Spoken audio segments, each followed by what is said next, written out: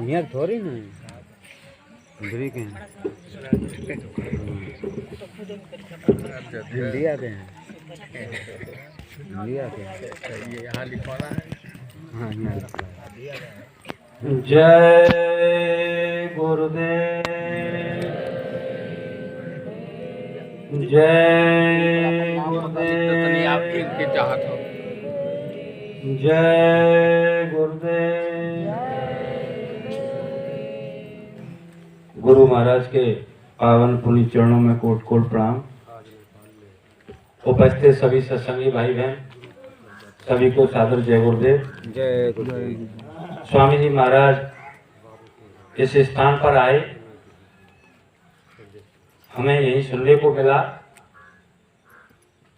और जिसके हृदय में, जिस भाई के हृदय में ये प्रेरणा जगी कि गुरु महाराज से पूछ करके यहाँ आश्रम बना लिया जाए, हम उस भाई के उस भाव को, प्रेरणा को भी प्रणाम करते हैं।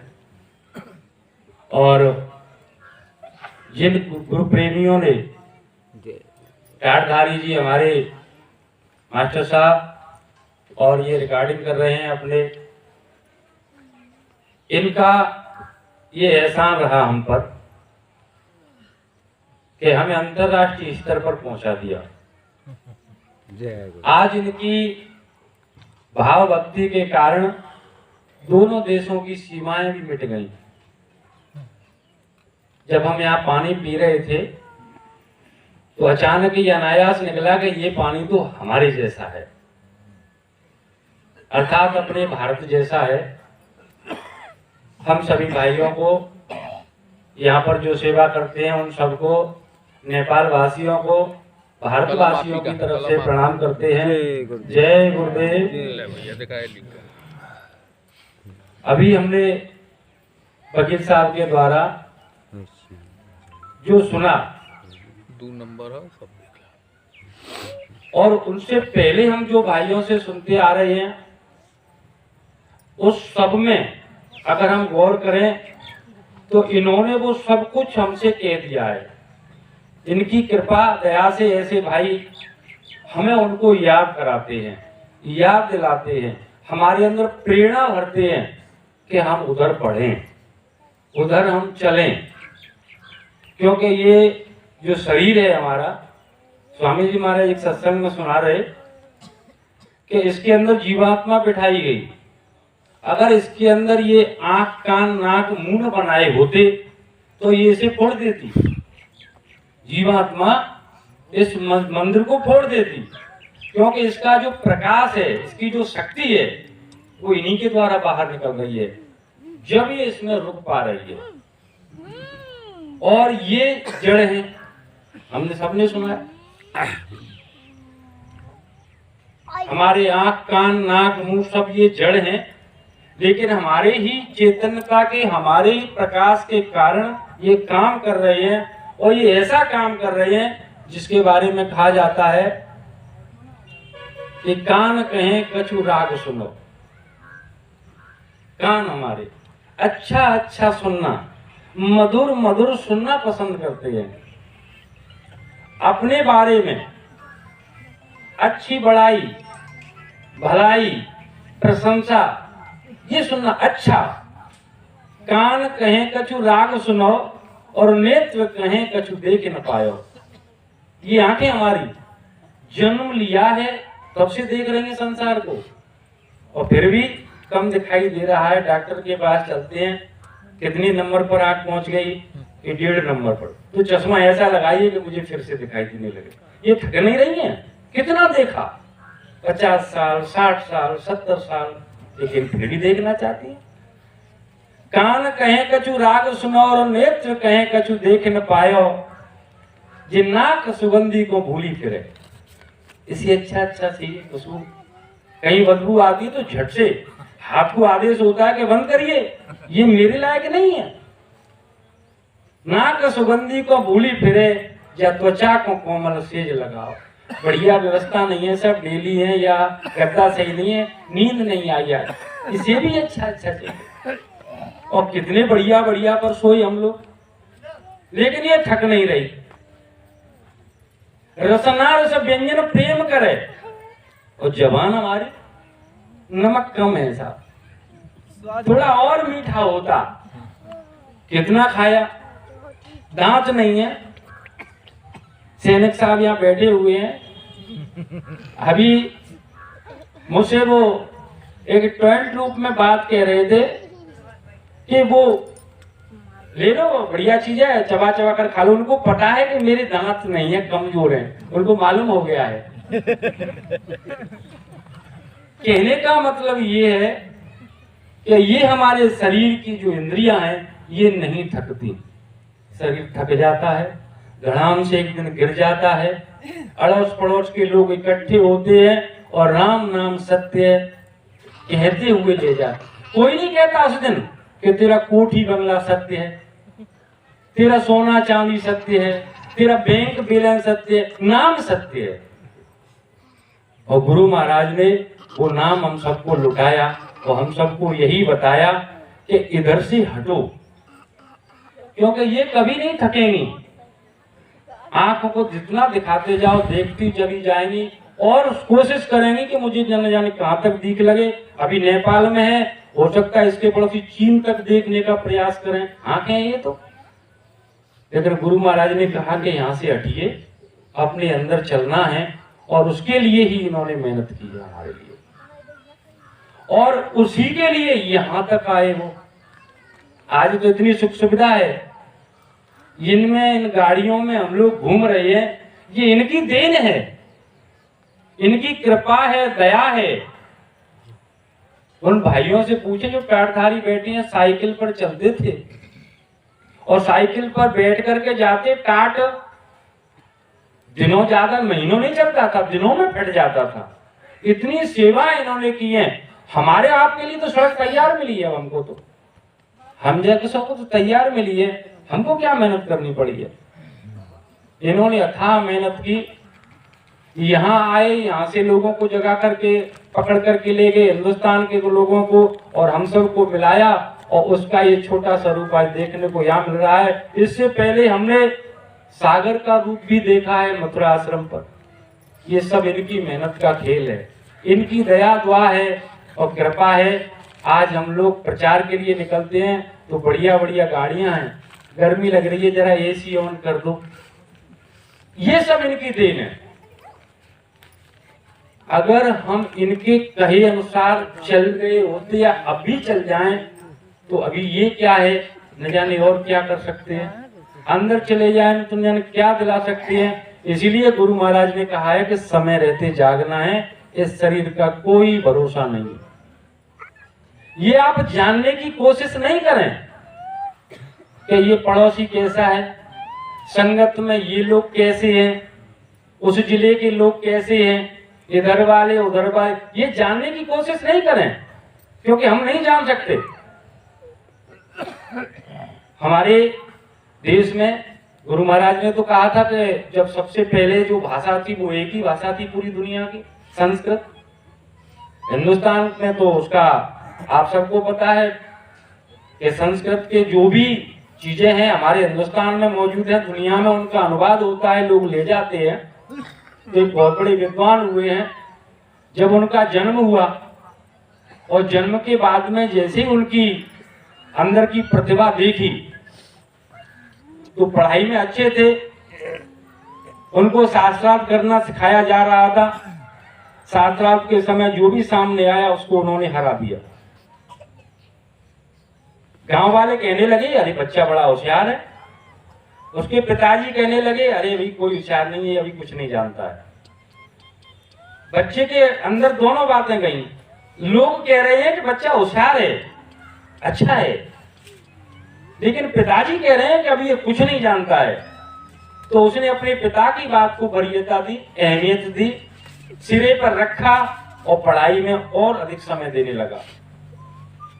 समय बीतता गया, बच्चा बड़ा होता गया और इस दौरान कई लोगों का आमना सामना हुआ, उसने किसी को जाने नहीं दिया, जो भी सामने आया उसको हरा दिया। शादी हो गई, घर में बहू आ गई, आज दरवाजे पर फिर से महफिल सजी है, मजमा लगा है, लोग आ रहे हैं जा रहे हैं, शास्त्रार्थ हो रहा है। उस पुत्र ने उस दिन भी हरा दिया सामने वाले को। लोग वाहवाह करने लगे, क्योंकि जिस गांव का, जिस घर का, जिस परिवार का कोई सदस्य अगर अच्छा काम करता है तो उसमें सब अपना हिस्सा बताते हैं। अरे साहब मेरे गांव का है, वो तो कलेक्टर साहब हैं अगर कोई, तो पड़ोस वाले गांव वाले, अरे साहब हमारे बिल्कुल पड़ोसी का है, हमारा खेत उनका खेत लगा हुआ है, सब हिस्सा उसमें अपना बताते हैं। और अगर कोई चोर हो जाए, हम सब उसे नहीं जानते सर, हम तो पहचानते ही नहीं सर, हमारे अड़ोस पड़ोस का नहीं है, होगा तब भी नहीं हम स्वीकार करेंगे। अब गांव वाले तारीफ कर रहे हैं कि हमारे गांव का नाम रोशन, लेकिन पिता खड़ा हुआ और खड़ा होकर कहने लगा, अरे क्यों इसकी वैसी तारीफ कर रहे हो, ये तो मूर्ख है, अभी ये कुछ पढ़ा लिखा नहीं है। पूरे बड़े समाज के सामने जब पिता ने पुत्र के लिए ऐसा कहा, अब तक तो वो ये सोचता था कि कहीं मेरी पढ़ाई में कमी है, पिता मेरा भला चाहते हैं तो वो पढ़ाई में समय देता था। आज वो विपरीत कार्य में लग गया, उसका चिंतन ये होने लगा कि मेरा पिता मेरी तरक्की से जलता है, मुझे आगे बढ़कर देखना नहीं चाहता। अरे मैंने जब से होश उल्टा हो गया, पूरी उसके अंदर रील चल रही है बचपन से अब तक की, कि जब जब मैंने देखा मेरे पिता ने मेरा अपमान ही किया है, लोग तारीफ करते हैं। आज ये बिल्कुल सत्य हो गया, निर्णय हो गया, मेरा हृदय स्वीकार करता है कि मेरा पिता मुझे आगे देखना नहीं चाहता। तो आज रात्रि को ही मैं इस रास्ते से ही अपने पिता को हटा देता हूँ, क्यों ना इसी को मार देता हूँ। छत पर सोया हुआ है, बहुत बड़ा पत्थर मुंडेर पर रख लिया है और सोच रहा है कि जब भी रात्रि में ये बाहर निकलेंगे पानी के लिए, पेशाब के लिए, ये सर पर पत्थर पटक दूंगा, लोग समझेंगे कि गिर गया होगा और मेरे रास्ते का कांटा निकल जाएगा। वो बैठा हुआ है छत पर, इंतजार कर रहा है, उसके माता पिता नीचे लेटे हुए हैं। उसकी माँ आज जैसी माँ नहीं थी। बच्चे से अगर पिता उसके भले के लिए डांटता है तो माँ तुरंत बीच में बोल जाती है, ऐसा परिवर्तन आया है। लेकिन देखिए उस माँ ने बचपन से लेकर शादी हो गई कभी बीच में नहीं बोली, चाहे उसका पिता अपमान कर रहा है, कुछ भी कर रहा है।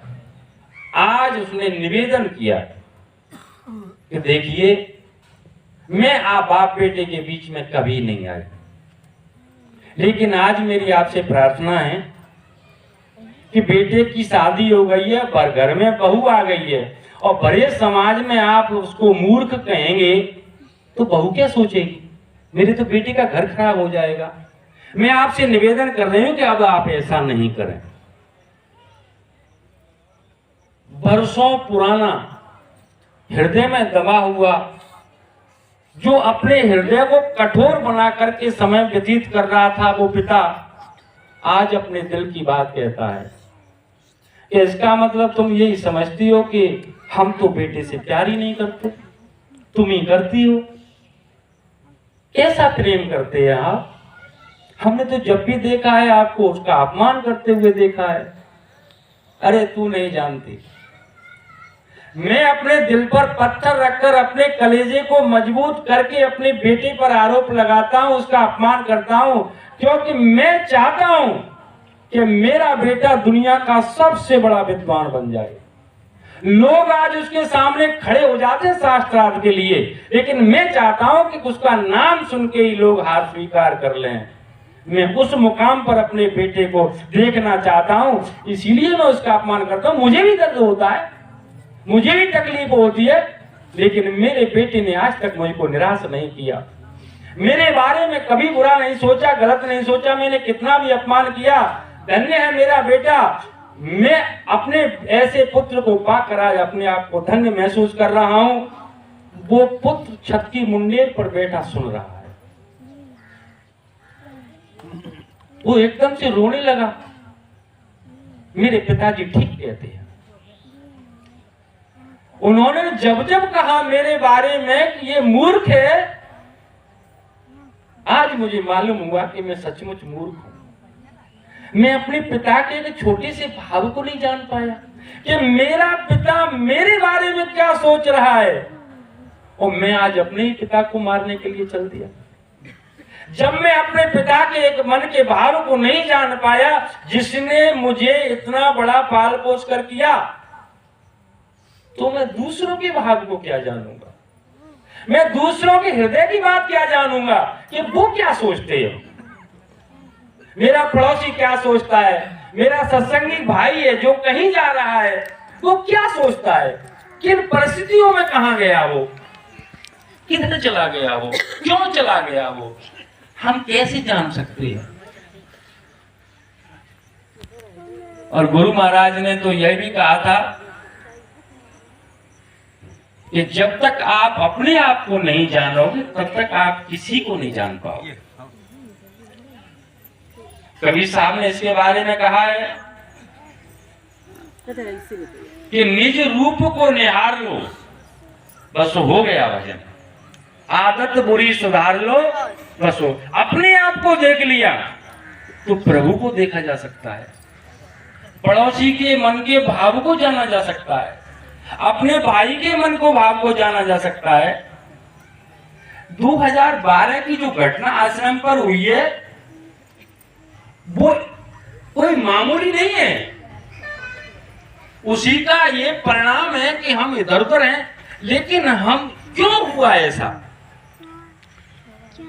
आखिरकार क्यों हुआ ऐसा, ये नहीं, हमें आरोप लगाने का अधिकार नहीं है। हमें किसी को, किसी पर भी किसी को आरोप लगाने का अधिकार नहीं है। क्यों नहीं है?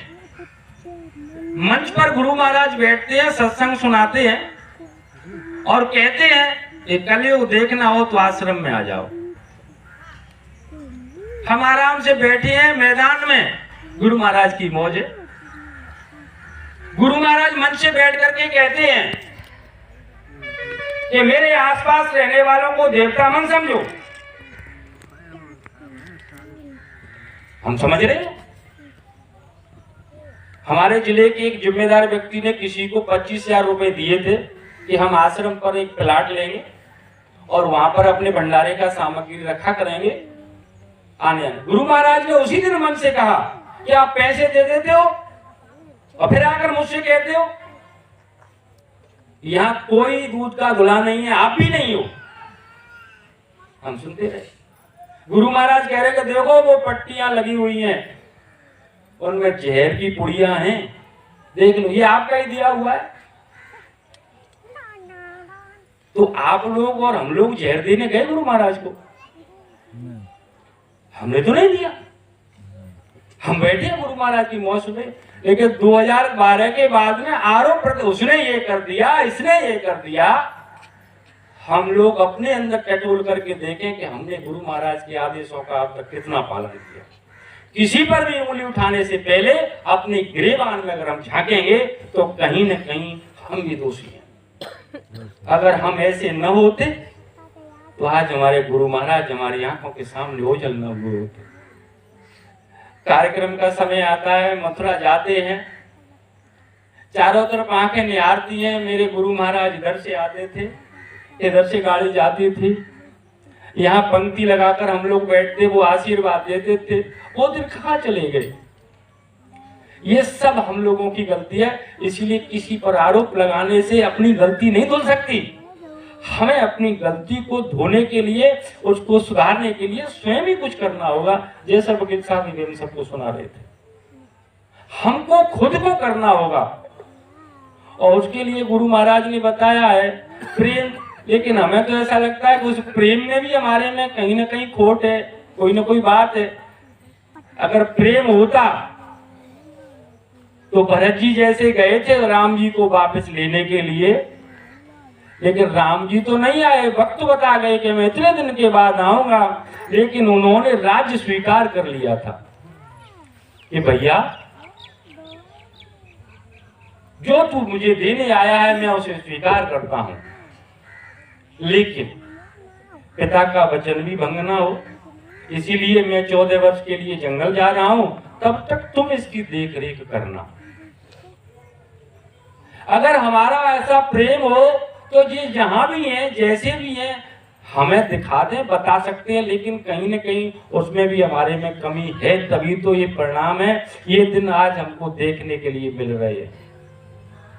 11 साल हो गए हम लोगों को एक दूसरे पर उंगली उठाते हुए। अगर इन 11 सालों में हम किसी पर उंगली न उठाकर अपने पर उठाए होते तो नजारा ही बदल गया होता, आज का दृश्य ही बदल गया होता। अरे उसी परिवार के दो हैं हम। कौन है ये? जय गुरुदेव वाले हैं साहब। कपड़े का रंग, शरीर का रंग, मैं तो इसमें एक चीज और देखता हूं, जब कोई गुलाबी कपड़े पहनकर भाई जा रहा है, जब कोई पीली जैकेट पहनकर जा रहा है, सफेद जैकेट पहनकर जा रहा है, टाट वाला पहनकर जा रहा है, जब हम साथ जा रहे हैं, कोई पूछे अगर हमसे कि ये आप अलग अलग कैसे, हमारे गुरु महाराज ने कहा है कि माल्य को किसी भी भेष में पाया जा सकता है। कपड़े का बंधन नहीं है, आप कैसा भी कपड़ा पहनिए। ये हम संदेश दे रहे हैं दुनिया को कि आप पीला पहन लेंगे तब भी कोई फर्क नहीं पड़ेगा, ये मिल जाएंगे। गुलाबी पहन लेंगे तब भी फर्क नहीं पड़ेगा, कपड़े नहीं पहनेंगे तब भी फर्क। ये संदेश हम देश को देंगे, ना कि हम बंटवारे की बातें करेंगे कि ये तो इधर वाले है, ये उधर वाले है। हम तो जय गुरुदेव वाले हैं, यही हमको गुरु महाराज ने पढ़ाया है।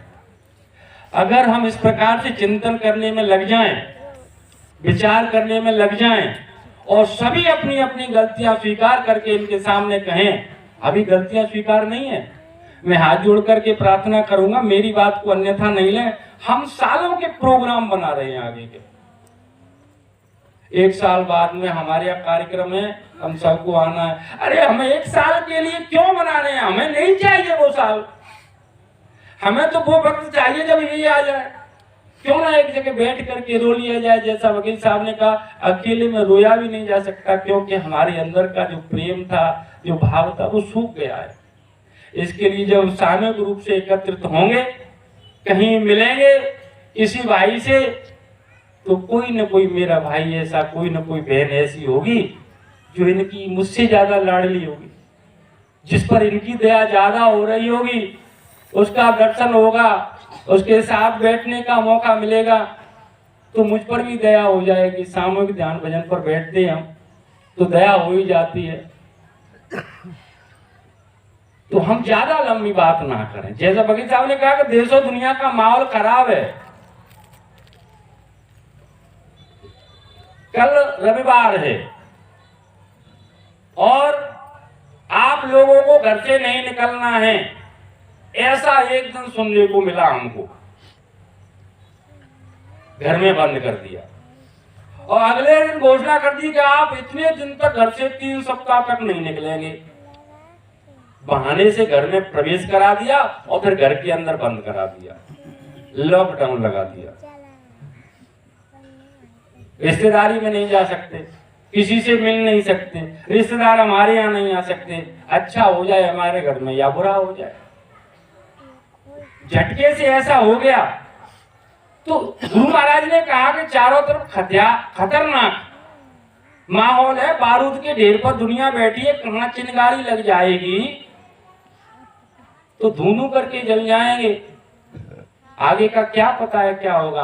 आज है निमंत्रण दे रहे, हम सब स्वीकार करते हैं, मेरी बात को अन्यथा ना लें, भाव ये नहीं है, लेकिन हम तो ये कह रहे हैं कि वो दिन ही ना आए, वो कल आए ही ना, कल भी आज हो जाए और हमारे गुरु महाराज ने जो जो कहा है वो सब हो जाए और वो हमें मिल जाए, क्योंकि हमें कुछ नहीं चाहिए। एक राजा ने एक बाजार लगवाया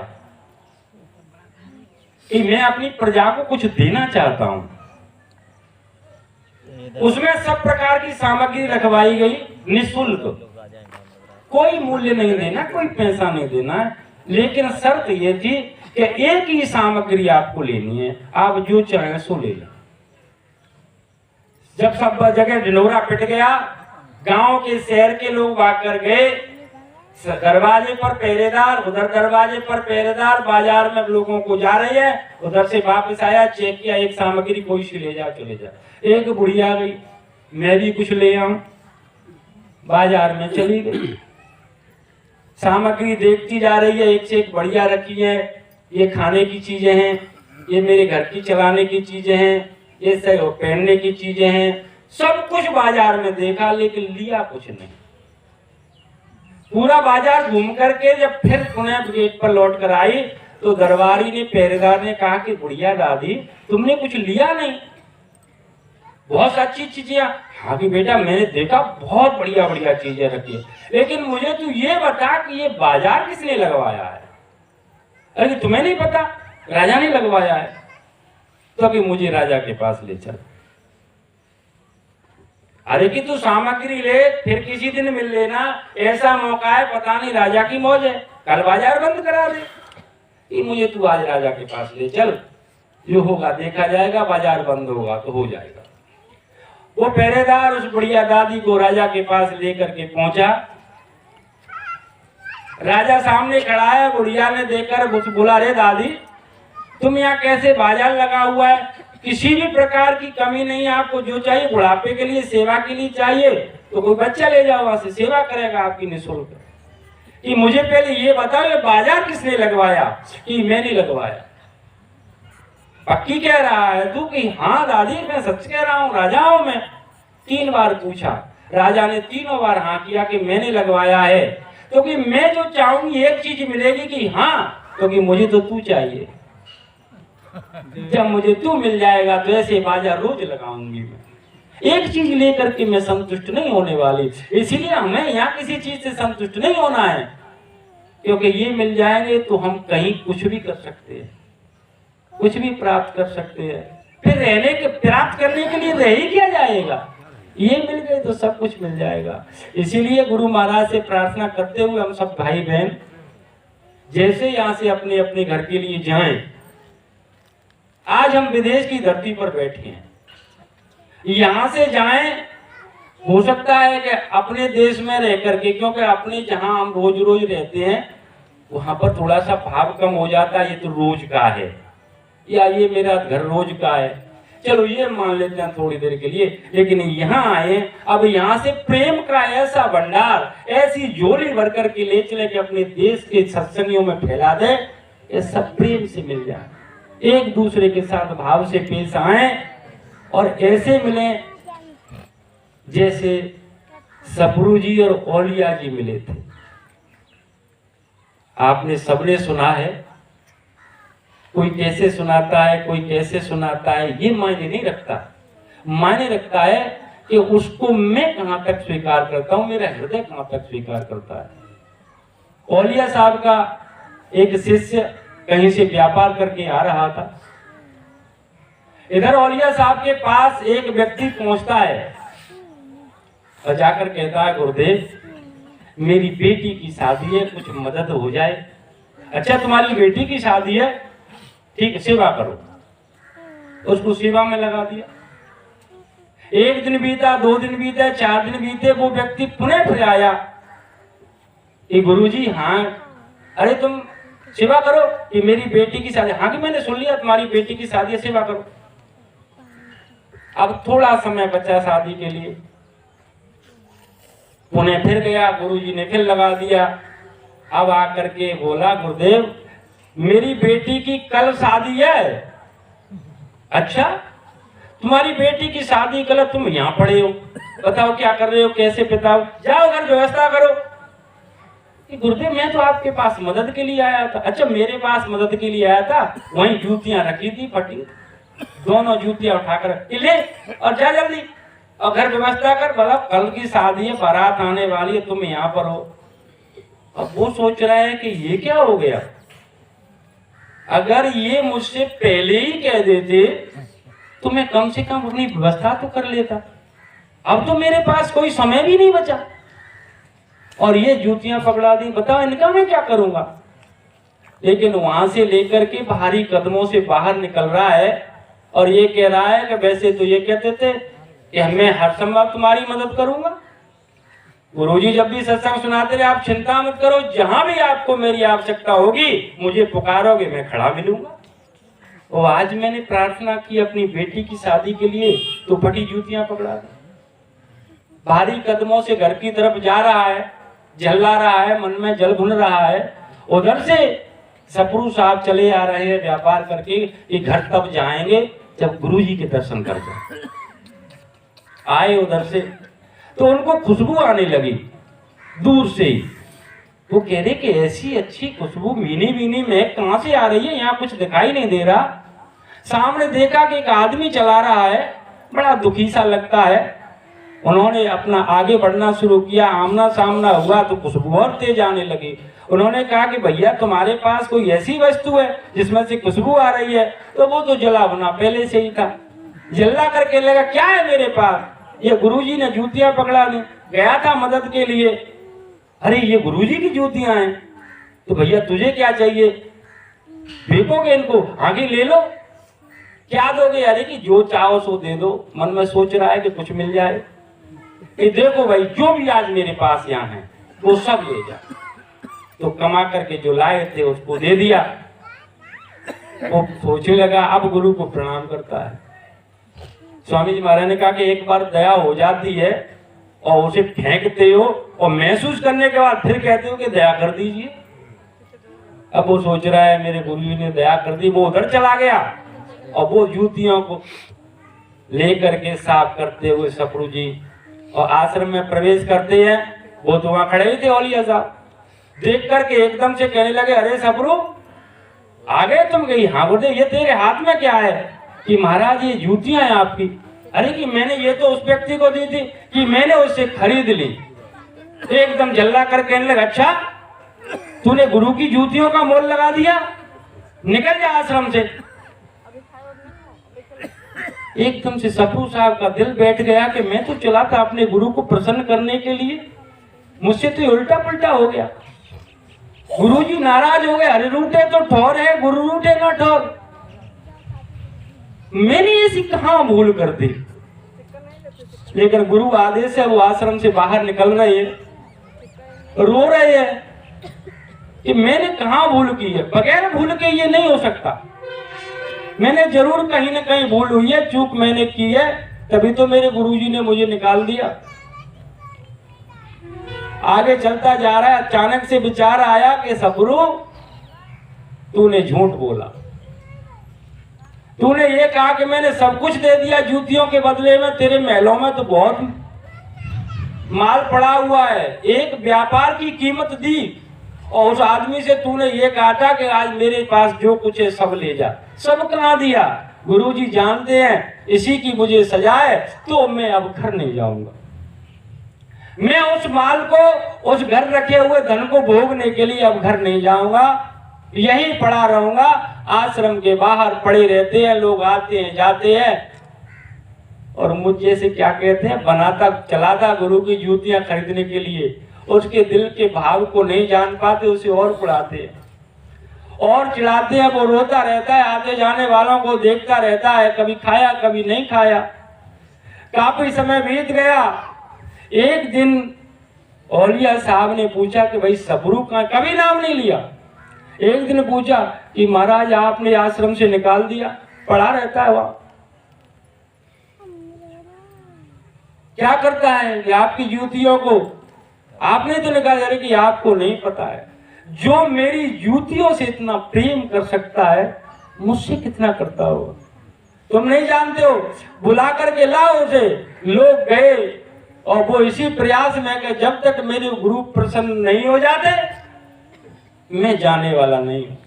धन दौलत जो भी पड़ा है पड़ा रहे। लेकिन जैसे ही उन्होंने सुना कि गुरुजी ने बुलाया है, झट से खड़े हो गए, भाग करके गए और गुरु महाराज के चरणों में गिर पड़े। तो उन्होंने उठाकर सीने से लगा लिया, कहा कि तूने मेरे लिए जहां कुर्बान कर दिया, मैं तुझे 2 जहां की दौलत देता हूं। तेरी जगह चरणों में नहीं, मेरे सीने में। अपने गुरुजी से लिपट गया। प्रेमी भाई बहनों, कहते हैं कि ये संगत भी गुरु महाराज का ही रूप है। इन्होंने कहा कि संगत की सेवा गुरु की सेवा। काफी समय हो गया है गुरु महाराज के दर्शन नहीं किए।